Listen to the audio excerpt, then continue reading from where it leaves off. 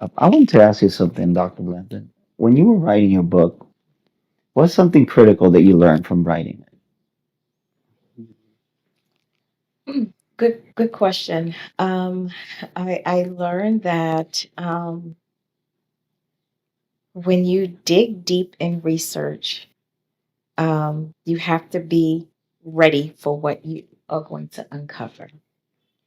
Um, and and be able to take that information and reflect on it because it may not be what you wanted to see, right? Some of the stuff that I uncovered, I didn't want to see Mhm. because I thought we were further than that.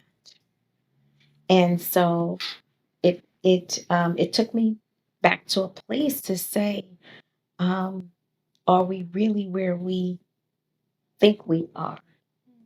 And so I learned a lot about myself.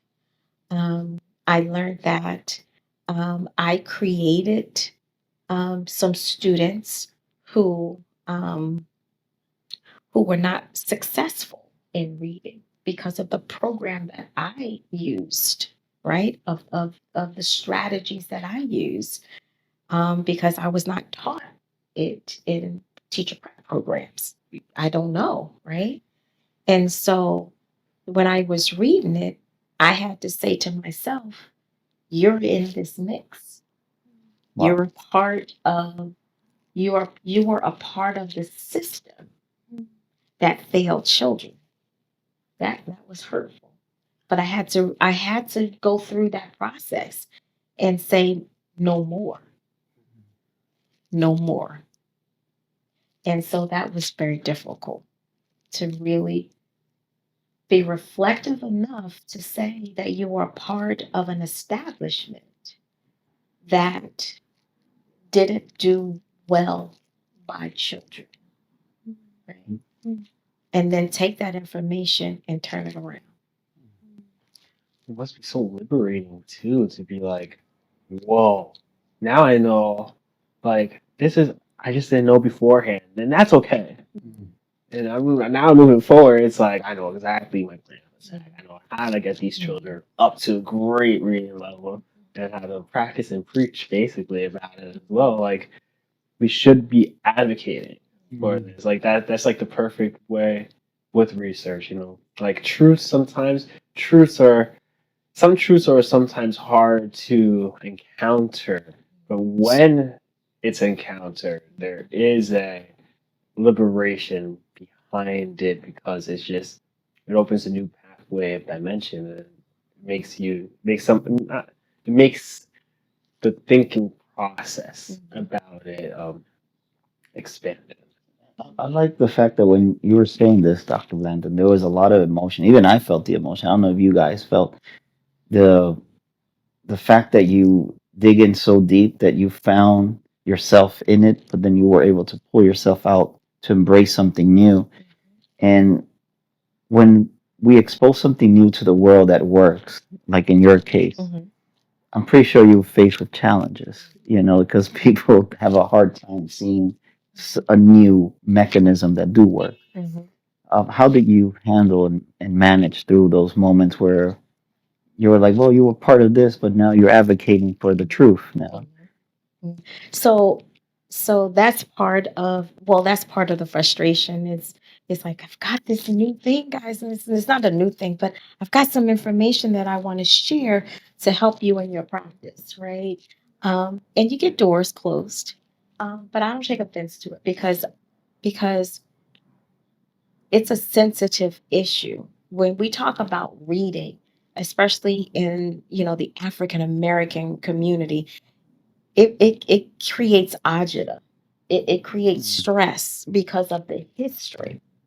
So I thought, as an African American woman, who's better to bring forth this message, right? To say, look, we need to connect research to practice. And I'm talking straight to colleges and universities. We need to look at the course offerings in the teacher prep programs. We're not building teachers' capacity as far as reading is concerned. We've got to do that. And so when doors are closed, my husband is my agent, so to say, Yeah. because he helps me. And he's calling people and he's like, listen, we can come in, we can do this, we can do that. And sometimes we don't hear from them, right? But it's okay. I think he gets a little, upset. But with me, I'm like, this is a race, right? Not for the quick athlete, but it's endurance. Mm. And it took us years, decades to get here. My book has only been out since August. It's not going to take months for us to get out.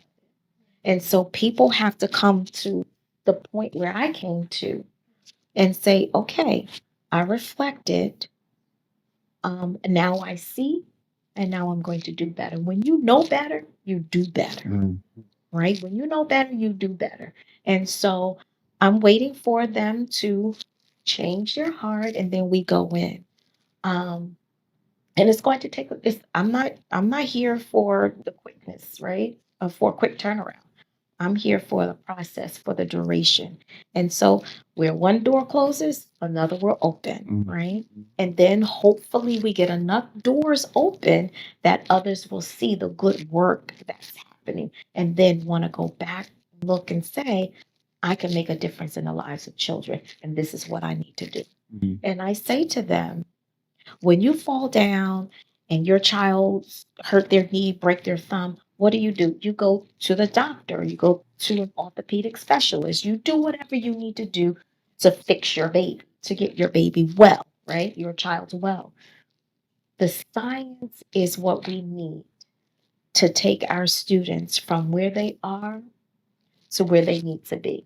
It's about the science, it's about understanding the science of reading and how it applies to our children and what each can do, the community, the school system, and parents. Those three entities coming together and doing what they need to do to put children on a better road to reading.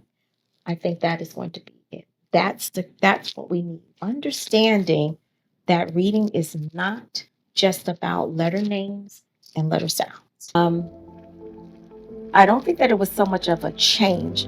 We've always had a reading problem. There's always been a reading problem, right? COVID did not unveil this great big reading problem. COVID unveiled the access and accessibility, right? That woke us up. But we've always had a problem in this country with reading, going back to anti literacy laws. So I just want to preface what I'm about to say with the fact that our brains were not wired to read. We have to teach it, right? It does this great thing. It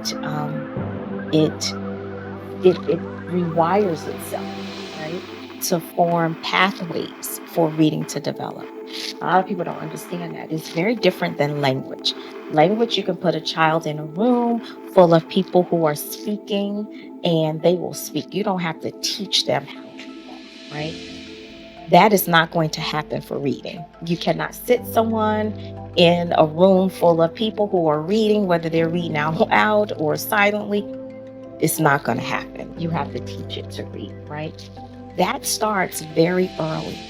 What we think is reading starts in kindergarten, and then we build these habits in kindergarten. And if we think that, we're 5 years already behind, right?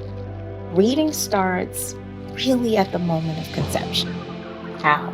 Well, all of the stuff that mom eats, all of the environmental pressures and stress impacts the developing brain.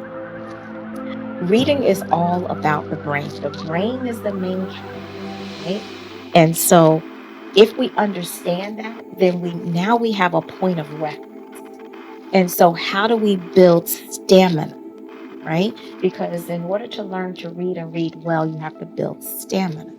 I'm like, this is a race, right? Not for the quick athlete, but it's endurance. Mm. And it took us years, decades to get here.